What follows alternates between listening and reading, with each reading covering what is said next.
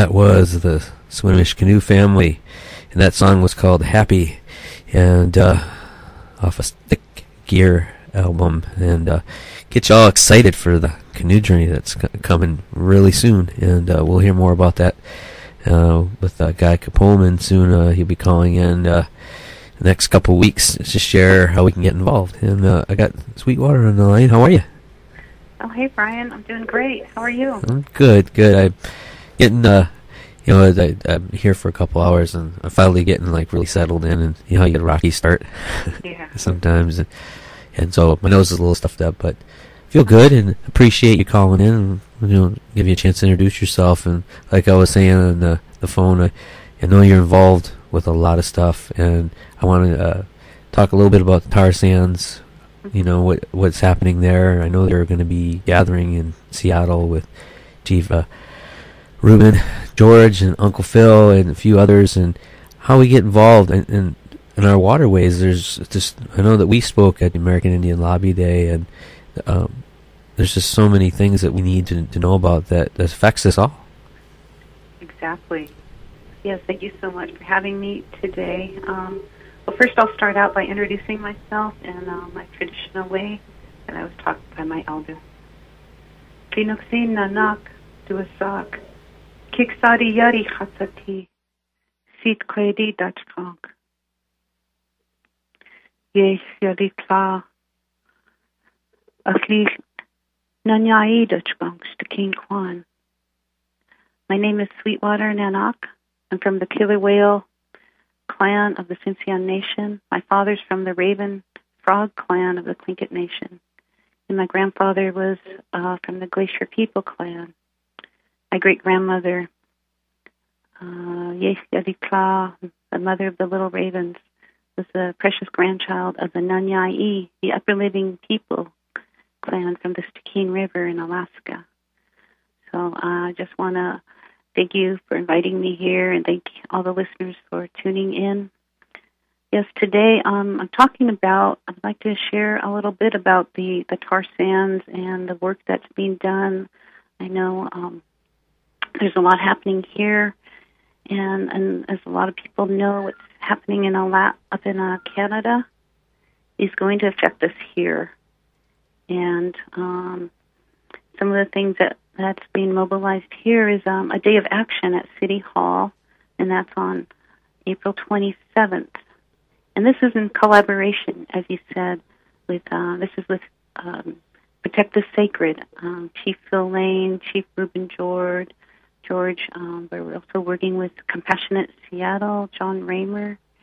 So I'd like to invite people to that. That's going to take place at the Seattle City Hall, 600 4th Avenue in the Bertha Knight Landay's room. And that's, again, on April 27th. That's from 10 to 4 p.m.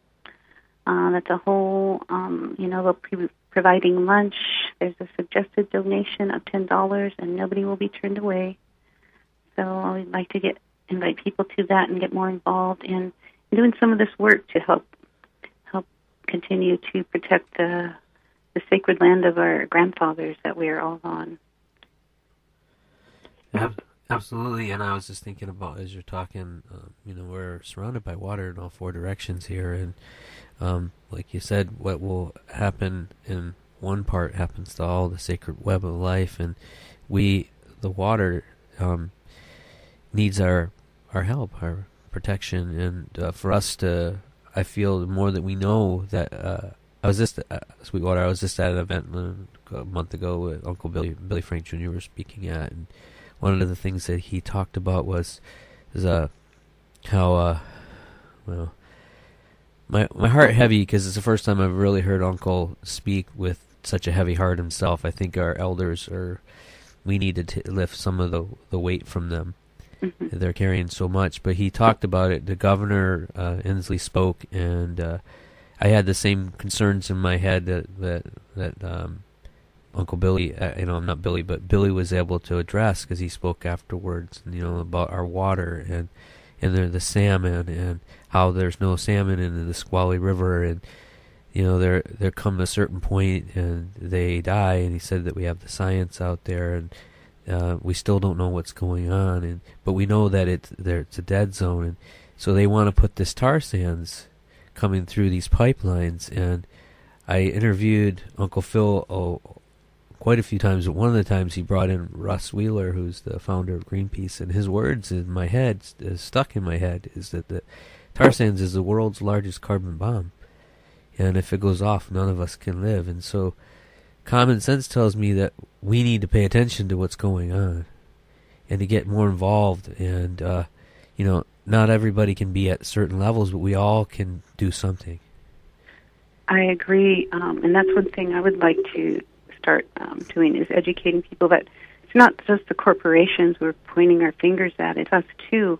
I grew up in Alaska, where everything is so expensive up there, so I was raised to conserve energy, conserve light, conserve our heat, to live off the land, and I see a lot of that coming back today. I'm really happy to see that, especially down here, a lot of traditional foods and workshops and conferences going on. But I think we need to bring that portion back too. That we also have a part to play in this. We also can be pushing for more divestment. We can be pushing for more sustainable energies, pushing our government to do more. And I was really happy and blessed to be with Sylvia McAdam, one of the founders of Idle No More, who was here for Indian Lobby Day.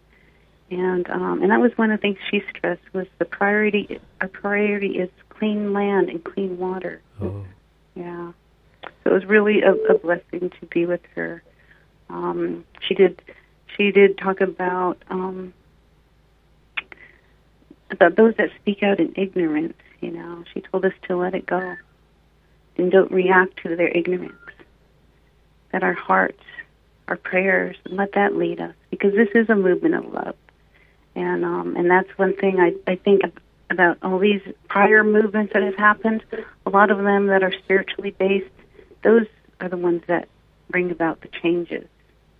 And that's what this is too, the Idle No More, all the prayers. That's what I see, is that we have the spiritual power and that indigenous people have all over the world through the prayers of our ancestors, our ceremonies, our songs, our elders.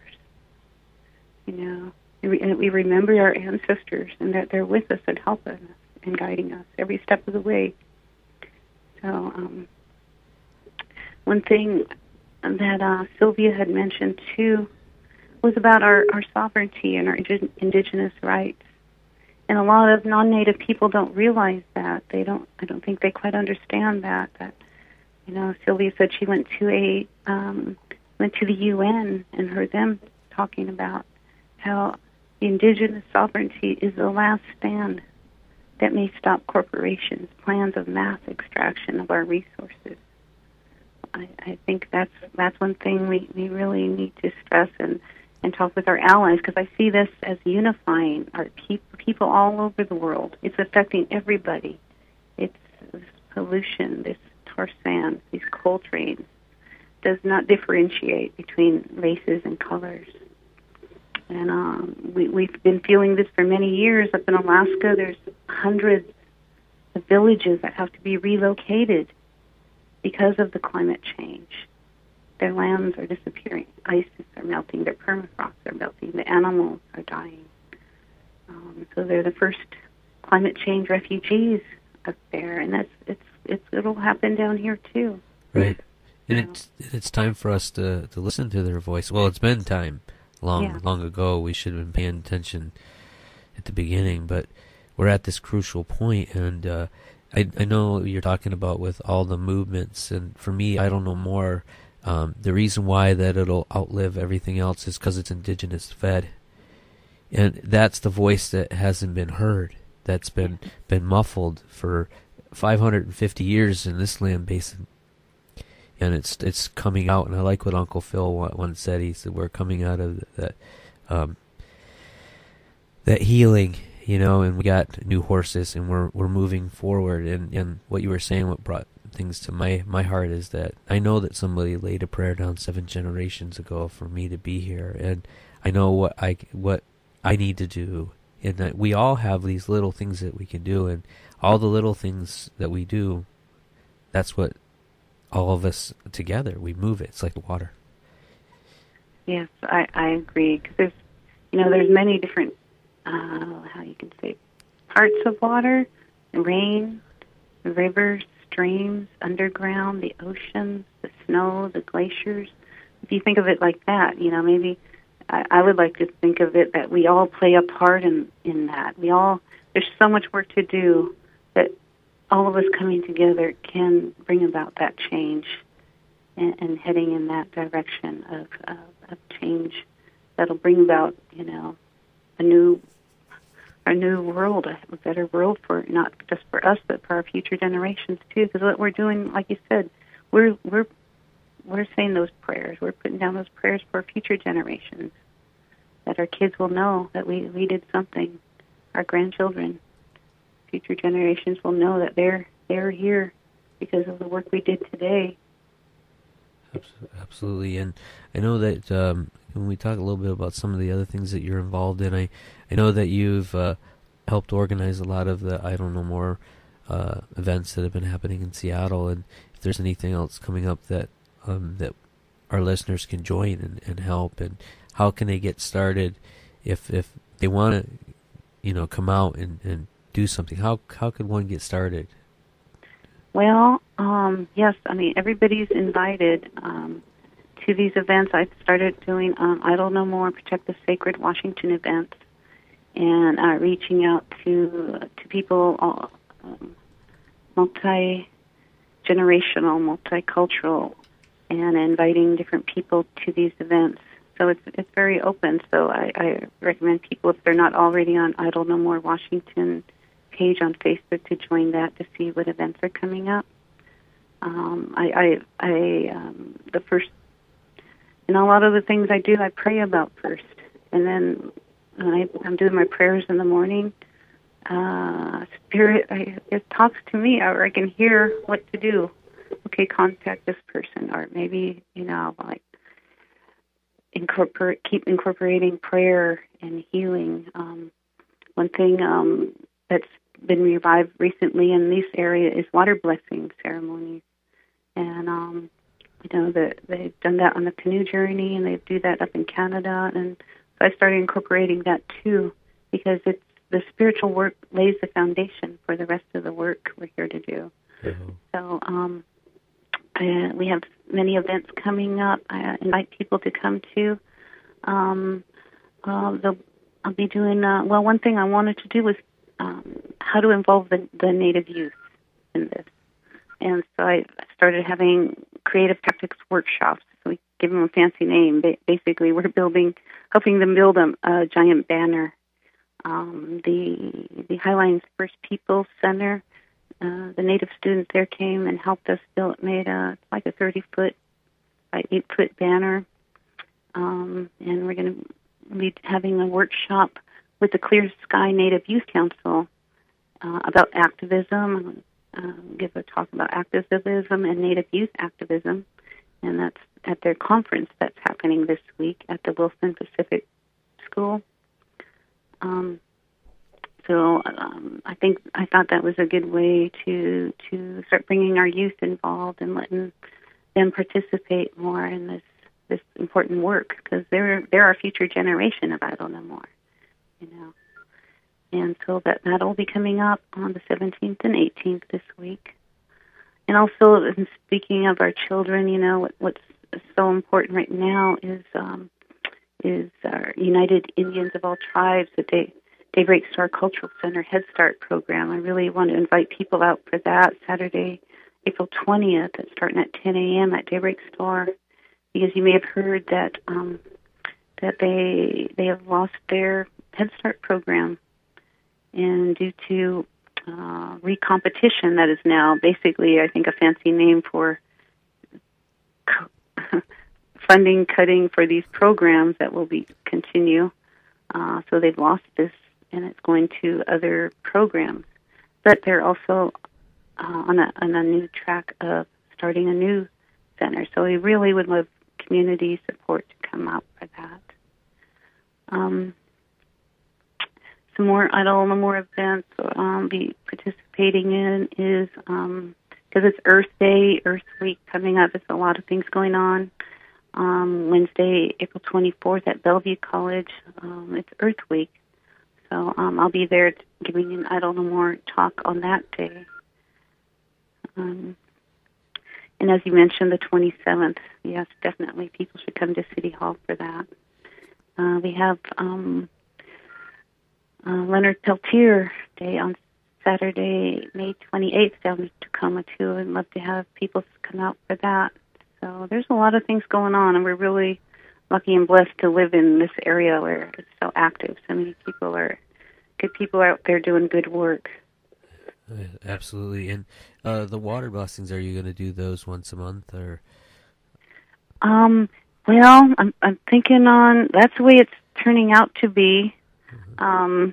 There's I've been asked to participate in this I Matter March for Earth Day for Seattle youth, and we're also inviting youth for that, and they've asked me to help with a water blessing on that day.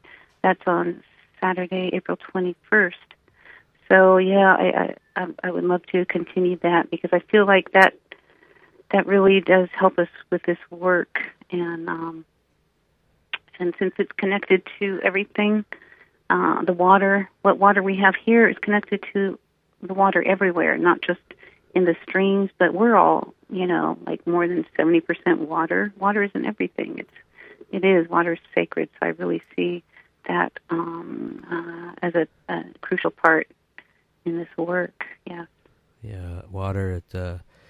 I talked to Robert Stagum a lot, and he shares with me some of his Lushootseed words, and like the ha-ha-ko, that sacred water that it's in us, every little drop. It's all in every bit of our body, and when we pray with that sacred water, everything lines up perfectly, and it's a part of everything. And we had Dr. Emoto here a few years back come and do a water blessing down at our artesian well here in Olympia, and it's beautiful, and to pray with water, because water is the one element that I was just talking to a friend of mine recently, and it expands, when it's warm, and it and there's so much memory in water, and it's all in us, like you're saying, and it's important for us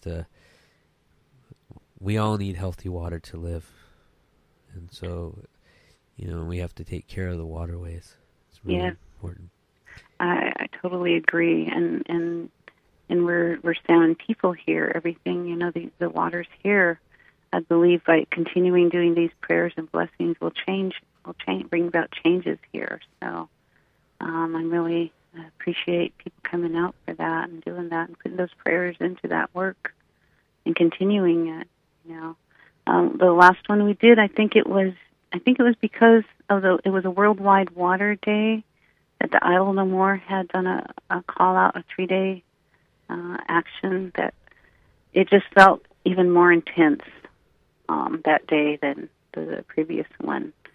That probably because people were praying all over the world, or for water just that day before. So our prayers connected to that. We poured our water, we poured our prayers, and they went out and connected with all the other people praying. So there's good things happening. Really, every time something does happen, I'm always thankful. Yeah, absolutely. I mean, just like up in the Arctic, we did a prayer last year about it, and prayer and meditation and everything, and doing these prayers, I never ever think anything bad about anybody. All I do is, the way I would describe it, is bring down light, asking Creator send down light, and when light, and thinking of it energy-wise, when people are sending out bad energy, it has nowhere to go. If you're sending just pure, asking Creator send pure light and love on them, that bad energy or darkness has nowhere to go, that it goes back to them. And it's not us doing it. It's the Creator's love and light is the way I describe it.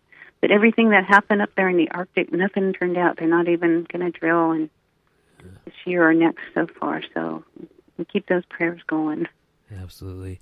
And we got a few more minutes. I just wanted to, if there's something on your heart that you wanted to share with us, and especially the youth, because remember when I was talking to you, that was one of my main concerns, is we're losing too many of our youth today, and especially our Native youth, and it's important for them to hear these messages and witness people like yourself doing that work. Yeah. Well, they are our future, we're depending on them. I don't want to put too much on them, but we need them. They're important. We love them. We need to let them know how much we love and care for them, and that they have an important part to play in this in today and in future generations, and that there's a lot of good, strong Native youth out there doing great work, and I'm so proud of them. I'm so proud to see them step up and doing this work. And that's one thing about Idle No More. You know, you come to our events, there's elders to the youth, to the babies, everybody coming together, and just let them know so much, how much they mean to us. And I'm just grateful for them, really. And that's what's been called on my heart lately, is to do more stuff with youth. I'm going to continue doing more workshops with them, banner making and other ways to help them on their path, and talk with them and hear what they have to say, you know. And like I was kind of, you know, they were wanting me to be involved with this, okay, I matter. And I said, okay, but what do the youth say? What do they want, you know?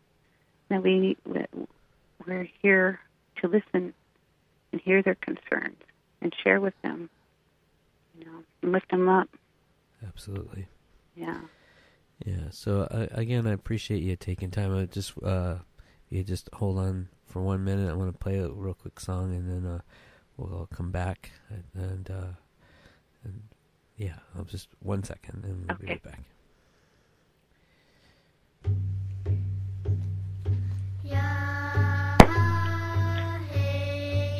Hello.